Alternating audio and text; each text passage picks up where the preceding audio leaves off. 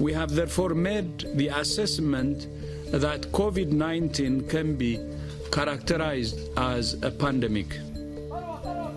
It was the beginning of an international health crisis, with a fiscal crisis brewing closer to home. We have weathered many a storm together as Newfoundlanders and Labradorians. It was an economic shock caused by the pandemic, collapsing oil prices, shuttered industries, uncertain demand for exports. Is the province heading to a bankruptcy? What's going to happen? What can you tell the resident of Newfoundland regarding the fiscal situation? There's no question that this has had a significant and severe economic impact on Newfoundland and Labrador. Then Premier Dwight Ball already knew how severe it was. That same day, he wrote a letter to the Prime Minister, pleading for help. Essentially, the Newfoundland and Labrador government went to the bond market looking to borrow, and they found out that nobody wanted to buy Newfoundland and Labrador government bonds. That means no money to pay the public service, no money to pay healthcare workers in the middle of a pandemic. Then a last-minute reprieve. The Bank of Canada stepped in, buying provincial bonds. That crisis averted. So we are indeed in a position to make payroll and will continue to provide the services. Short-term relief, but recognition there were still long-term problems to be solved. I, Andrew John Fury, do swear that I will be faithful and bear true allegiance to Her Majesty Queen Elizabeth II and her heirs and... With a new premier taking the helm. Nice to see you again on this side of the pond. Thanks for inviting me. Weeks later, a big announcement. Moya Greene, a former CEO of Canada Post and Royal Mail in the UK, would lead the Premier's economic recovery team. Her report, tabled the following May, was blunt in its assessment. But right now, we're in a very perilous place. Borrowing year after year after year, as the province spent about 25% more than all the revenue it takes in. Unsustainable, according to the report, a situation that must be urgently addressed. We can right the ship, but we have to face facts. We are in a time of unprecedented financial challenge of our own making, and it will get worse. The hole will get deeper. Greene recommended a series of tough measures to get the province back on stable footing, sparking intense public debate, the severity punctuated by the new premier in a televised address. This report should be the loudest bell to be heard throughout Newfoundland and Labrador. This is the pivotal moment in our collective history. The problem is clearly laid out before us. We are not on a sustainable path. The Premier noted the Greene report's conclusions that the problems predated the pandemic and were compounded by Muskrat Falls. So are we now prepared to do what we know we must do? 4 years later, the answer appears to be no, at least so far. The Greene report called for action by 2026 or shortly after to get the province's finances back in order. But that remains an elusive goal. We cannot, must not, and will not allow the deficit and debt to continue to rise and burden this and future generations. In the 2 years after that 2021 budget speech, there were signs of progress. A big projected deficit became a smaller one. Then a deficit turned into an unexpected surplus, thanks to reassessments of tax revenues from previous years. But after that, a shift. In 2023, a deficit 3 times higher than expected. Last year, the deficit came in at nearly double initial projections. And this year, another sharp rise in red ink, with indications things could get even worse.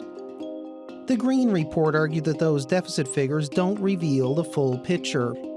Instead, choosing to zero in on the province's total liabilities and total financial exposure. Those numbers were grim. The total liabilities have ballooned to $47.3 billion. The equivalent of $215,000 for every household in the province. We decided to crunch the numbers, taking the calculations in the Greene report and going forward year by year to get an estimate of where we are today. The answer, more than $53 billion. It does appear, my own projections, as well as those from the Parliamentary Budget Office, suggest that the trajectory of public debt levels is not sustainable in the long term for Newfoundland and Labrador. Toom says there are two main things within the province's control to reverse course. One, ensure government revenue keeps pace with the economy. Two, control the growth in healthcare spending. And then there is Ottawa. Fairly clear that in the long term, Newfoundland and Labrador can't address its fiscal challenges on its own. Ottawa could increase health transfers to provinces with older populations, and it could review the equalization program to potentially boost benefits for provinces that depend on resource revenues.